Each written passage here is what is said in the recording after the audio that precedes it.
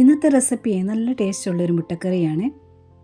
ചപ്പാത്തിയോ പൂരിയോ അപ്പം പുട്ട് ഇടിയപ്പം എന്തിൻ്റെ കൂടെയും ബ്രേക്ക്ഫാസ്റ്റായിട്ട് വരുന്ന എന്തിൻ്റെ കൂടെയും നല്ല മാച്ചായിട്ട് പോകുന്ന ഒരു കറി. ചാറ് ഇതുപോലെ കുറുകിയൊക്കെ കിട്ടാനായിട്ട് ഒരു ട്രിക്ക് കൂടി ഉപയോഗിക്കുന്നുണ്ട്. നിങ്ങൾ സ്കിപ്പ് ചെയ്യാതെ കാണുക. പലരും പല രീതിയിലൊക്കെ മുട്ടക്കറി തയ്യാറാക്കാറുണ്ട്. ഇതുപോലെ തയ്യാറാക്കിയിട്ടില്ലാത്തവർ ട്രൈ ചെയ്ത് നോക്കിയോളൂ, തീർച്ചയായിട്ടും ഇഷ്ടപ്പെടും. ഇനി ഇതെങ്ങനെയാണ് ഉണ്ടാക്കിയെടുക്കുന്നത് നോക്കാം. ഇവിടെ ചൂട് കട്ടിയുള്ള ഒരു കടായി വെച്ചിട്ടുണ്ട്. വെളിച്ചെണ്ണ ഒഴിക്കുക. മുട്ടക്കറി വെളിച്ചെണ്ണയിൽ ചെയ്യുന്നതാണ് ഏറ്റവും നല്ല ടേസ്റ്റ്. എണ്ണ ചൂടായി ഒരു അര സ്പൂൺ പെരുംജീരകം ചേർക്കുക. കൂടെ തന്നെ സവാള ചേർക്കുക. മീഡിയം സൈസ് 2 സവാള എടുത്തിട്ടുണ്ട്. ഈ സവാളയ്ക്ക് മാത്രമായിട്ട് കുറച്ച് ഉപ്പ് ചേർക്കുക. കൂടെ കുറച്ചേറെ കറിവേപ്പിലയും ചേർക്കുക. ഈ സവാള നല്ലവണ്ണം ഒന്ന് വഴറ്റിയെടുക്കണേ. പെട്ടെന്ന് വഴന്ന് കിട്ടാനായിട്ടാണ് ഉപ്പ് ചേർത്തത്. ഉപ്പ് എല്ലാ ഭാഗത്തും സവാളയുടെ ആവുന്ന രീതിയിൽ നല്ലവണ്ണം ഒന്ന് മിക്സ് ചെയ്തതിന് ശേഷം തീ നല്ലവണ്ണം കുറച്ച് വെച്ചിട്ട് മൂടി വെച്ചാൽ മതി. പെട്ടെന്ന് വഴന്ന് കിട്ടിക്കോളും. ചുവട് കട്ടിയുള്ള കടായി ആയിരിക്കണം. ഇടയ്ക്ക് ഒരു പ്രാവശ്യം ഒന്ന് ഇളക്കിയിട്ട് ഇതുപോലെ മൂടി വെക്കുക. ഇത് പെട്ടെന്ന് തന്നെ വഴന്ന് വന്നിട്ടുണ്ട്. നന്നായിട്ട് വഴന്ന് വരണം. ഇങ്ങനെ മൂടി വെച്ചാൽ മതി. എളുപ്പത്തിൽ വഴന്നും കിട്ടും. ഇളക്കിക്കൊണ്ട് നിൽക്കേണ്ട ആവശ്യവുമില്ല. സവാള നല്ലവണ്ണം വഴന്നിട്ട് ഇഞ്ചി വെളുത്തുള്ളി പേസ്റ്റ് ഇതുപോലെ അരയോ മുക്കാലോ സ്പൂൺ ചേർക്കുക. കൂടെ 2 പച്ചമുളക് കൂടെ ചേർക്കുക. ഇനി ഇതിൻ്റെ പച്ച ടേസ്റ്റ് ഒന്ന് മാറണം. നന്നായിട്ട് ഇളക്കി കൊടുക്കുക. ഒരു 20-25 സെക്കൻഡ് നേരത്തേനെ. ഇഞ്ചി പൊടിയായിട്ട് അരിഞ്ഞതോ വെളുത്തുള്ളി ചതച്ചോ ചേർക്കാം. അങ്ങനെയാണെങ്കിൽ കുറച്ച് സമയം കൂടി ഒന്ന് ഇളക്കി കൊടുക്കേണ്ടതായിട്ട് വരും. കഴിവതും ഇഞ്ചി വെളുത്തുള്ളിയുടെ പേസ്റ്റ് നമ്മൾ വീട്ടിൽ അരച്ച് വെച്ചത് ഉപയോഗിക്കാനായിട്ട് നോക്കുക. ഇനി ഇതിൽ തക്കാളി ചേർക്കുക. വളരെ ചെറിയ ഒരു തക്കാളി, നല്ല പഴുത്ത തക്കാളി ചേർത്തിട്ടുണ്ട്. നിങ്ങളുടെ കൈവശം വലിയൊരു തക്കാളിയാണെങ്കിൽ അതിൻ്റെ പകുതി ചേർത്താൽ മതിയാവും. കാരണം ഈ ഒരു കറിക്ക് പുളി ഒട്ടും മുന്നേ നിൽക്കരുത്. തക്കാളി ഒന്നും വെന്ത് കുഴയേണ്ട ആവശ്യമൊന്നുമില്ല. ഒന്ന് വാടി കിട്ടിയാൽ മതിയാകും. ഇത് ഒരു 20-25 സെക്കൻഡ് നേരത്തേനെ ഇളക്കി കൊടുക്കുക. അതുപോലെ തന്നെ തക്കാളി കനം കുറഞ്ഞ് അരിഞ്ഞ് ചേർക്കുക. പെട്ടെന്ന് വാടി കിട്ടിക്കോളും. കുഴയേണ്ട ആവശ്യമൊന്നുമില്ല. ഇതായിട്ടുണ്ട്. ഇനി തീയെ നല്ലവണ്ണം കുറച്ച് വെച്ചതിന് ശേഷം പൊടികൾ ചേർക്കുക. 1 സ്പൂൺ മുളക് പൊടി ചേർക്കുക. അതേ സ്പൂണിന് അതിൽ ഒരല്പം കൂടുതലായിട്ട് മല്ലിപ്പൊടി ചേർക്കുക. കുറച്ച് മഞ്ഞൾപ്പൊടി ചേർക്കുക. ഇനി ചിക്കൻ മസാലയാണ് ചേർക്കുന്നത്. 1/2 സ്പൂൺ ചേർക്കുക. തീയെ കുറച്ച് വെച്ചുകൊണ്ട് തന്നെ പൊടി നല്ലവണ്ണം ഒന്ന് ചൂടാകട്ടെ. നന്നായിട്ട് ഇളക്കി കൊടുക്കുക. ഇതിന് കുറച്ച് സെക്കൻഡുകൾ മാത്രം മതി. നന്നായിട്ട് ഇളക്കി കൊടുത്തുകൊണ്ടിരിക്കുക. ഇതിൽ നനവുള്ളത് കാരണം ഉരുണ്ട് വരുമേ.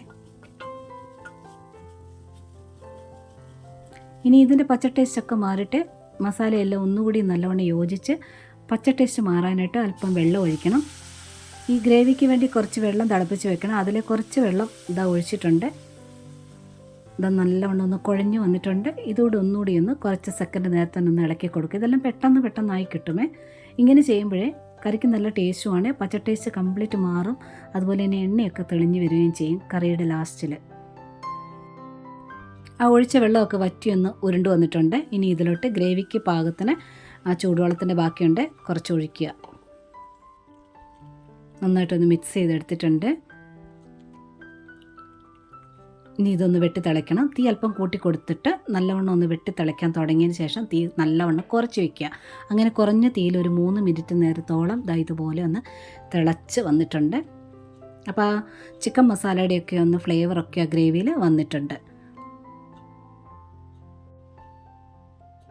ഇനി ഇതിൽ കുറച്ചുകൂടി ഉപ്പ് ആവശ്യമായിട്ട് വരും. ഉപ്പൂടെ ചേർക്കാം. കൂടെ തന്നെ പെരുംജീരകം മാത്രമായിട്ട് പൊടിച്ചാണ്, അതുകൂടി ചേർക്കാം. കുറച്ച് കറിവേപ്പിലയൂടെ ചേർക്കാം. ഒന്ന് മിക്സ് ചെയ്തെടുക്കാം. ഇനി തീയെ നല്ലവണ്ണം കുറച്ചിട്ടതിന് ശേഷം തേങ്ങാപ്പാൽ ഒഴിക്കുക. ഞാനിവിടെ 1 കപ്പോളം തേങ്ങാപ്പാൽ ഒഴിക്കുന്നുണ്ട്. ഒറ്റ ബാച്ചായിട്ട് പിഴിഞ്ഞെടുത്താണ്. 1 കപ്പ് തേങ്ങ എടുത്ത് കുറച്ച് ചൂടുവെള്ളം കൂടെ ഒഴിച്ചിട്ട് നന്നായിട്ട് അരച്ചിട്ട് ഒറ്റ ബാച്ചായിട്ട് പിഴിഞ്ഞെടുത്തത്. തീ നല്ലവണ്ണം കുറച്ച് വെച്ചിട്ട് വേണം തേങ്ങാപ്പാൽ ഒഴിക്കാനായിട്ട്. നന്നായിട്ട് പെട്ടെന്നൊന്ന് മിക്സ് ചെയ്തെടുക്കുക. അപ്പോൾ തേങ്ങാപ്പാലിന് കട്ടി കുറവായത് കാരണം ഗ്രേവിക്ക് അധികം തിക്ക് കാണത്തില്ല. അപ്പോൾ ഇത് കുറുക്കിയെടുക്കാനായിട്ട് ഒരു ട്രിക്ക് കൂടെ കാണിക്കുന്നുണ്ട്. തേങ്ങാപ്പാൽ ചേർത്ത് ഉടനെ തന്നെ ഇളക്കിയിട്ട് മുട്ട ചേർക്കുക. 5-6 മുട്ട ഈ ഗ്രേവിക്ക് ചേർക്കാം. മുട്ട ചേർത്ത ഉടനെ തന്നെ ചേർക്കേണ്ടതാണിത്. പത്തിരിപ്പൊടി, നൈസായിട്ടുള്ള അരിപ്പൊടി 1 സ്പൂൺ എടുക്കുക. അല്പം വെള്ളം ചേർത്തിട്ട് കട്ടയില്ലാതെ ഒന്ന് കലക്കിയെടുക്കുക. ഇനി ഇതൊഴിക്കാം. ഇളക്കിക്കൊണ്ട് ഒഴിച്ചു കൊടുക്കുക. അരിപ്പൊടി ചേർക്കുന്നതുകൊണ്ട് ടേസ്റ്റിലൊന്നും വ്യത്യാസമൊന്നും ഉണ്ടാകില്ല. തീ കൂട്ടി കൊടുക്കരുത്, കുറഞ്ഞ തീ തന്നെ നല്ലവണ്ണം ഒന്ന് ചൂടായി വരട്ടെ. നല്ലവണ്ണം ഇതിൻ്റെ ആവി പോകണം, അതുവരെ ഇങ്ങനെ ഇളക്കി കൊടുത്തുകൊണ്ടിരിക്കുക. അപ്പം ആ പൊടിയുടെ പച്ച ടേസ്റ്റ് കൂടെ ആ സമയം കൊണ്ട് മാറിക്കിട്ടും. നല്ല കട്ടി തേങ്ങാപ്പാൽ ഒഴിക്കുന്നെങ്കിൽ ഈ ഒരു ട്രിക്ക് ഉപയോഗിക്കേണ്ട ആവശ്യമില്ല. എല്ലാവർക്കും ഇപ്പോൾ തേങ്ങ ധാരാളമായിട്ട് ഉപയോഗിക്കാൻ പറ്റുന്ന ഒരു സാഹചര്യമല്ലല്ലോ. അപ്പോൾ ഒരു കപ്പൊക്കെ തേങ്ങയേ ഉള്ളൂ, അത് വെച്ച് അഡ്ജസ്റ്റ് ചെയ്യാൻ പറ്റിയൊരു ട്രിക്കാണ്. ഇങ്ങനെ ആദ്യമായിട്ട് ചെയ്യുന്നവരാണെങ്കിൽ ആ തേങ്ങാപ്പാലിനകത്തോട്ട് അരിപ്പൊടി മിക്സ് ചെയ്തിട്ട് രണ്ടും കൂടെ ഒന്ന് ചൊഴിച്ചാലും മതി. അപ്പോൾ തേങ്ങാപ്പാൽ പിരിഞ്ഞു പോകുമെന്നുള്ള പേടിയൊന്നും തന്നെ വേണ്ട. നന്നായിട്ട് ചൂടായതിന് ശേഷം ഗ്യാസ് ഓഫ് ചെയ്യുക. ഗ്യാസ് ഓഫ് ചെയ്തതിന് ശേഷവും കുറച്ച് സെക്കൻഡ് നേരത്തേനൊന്ന് ചെറുതായിട്ട് ഇളക്കി കൊടുത്തുകൊണ്ടിരിക്കണം. ആ ചൂടൊന്ന് കുറയാൻ വേണ്ടിയാണ്. അങ്ങനെ ആകുമ്പോൾ ഒട്ടും തേങ്ങാപ്പാലൊന്നും പിരിഞ്ഞു പോവില്ല. ഇപ്പം തന്നെ ഇത്രയും കുറുകി വന്നിട്ടുണ്ട്. ഇത്രയും മതി. തണുത്ത് കഴിയുമ്പോൾ ഒരല്പം കൂടി ഒന്ന് കുറുകും, പാകത്തിനായിക്കോളും. ഒത്തിരി അങ്ങ് അരിപ്പൊടിയും ചേർക്കുകയും ചെയ്യരുത്.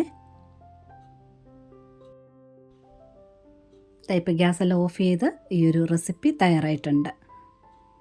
ഈ ഒരു കറി ചോറിൻ്റെ കൂടെയും ഒഴിച്ച് കഴിക്കാം. ബ്രേക്ക്ഫാസ്റ്റായിട്ട് വരുന്ന എന്തിൻ്റെ കൂടെയും സൂപ്പർ മാച്ചായിട്ടുള്ള ഒരു റെസിപ്പിയാണ്. ട്രൈ ചെയ്ത് നോക്കുക. ഈ റെസിപ്പി ഇഷ്ടപ്പെട്ടിട്ടുണ്ടെങ്കിൽ ഒരു ലൈക്ക് തന്നൊന്ന് സപ്പോർട്ട് ചെയ്തേക്കണേ. കൂടെ തന്നെ കൂട്ടുകാർക്കൊക്കെ ഷെയർ ചെയ്ത് കൊടുക്കാനും കമൻറ്റ് തരാനും ഹൈപ്പ് തന്ന് സപ്പോർട്ട് ചെയ്യാനും മറക്കരുത്.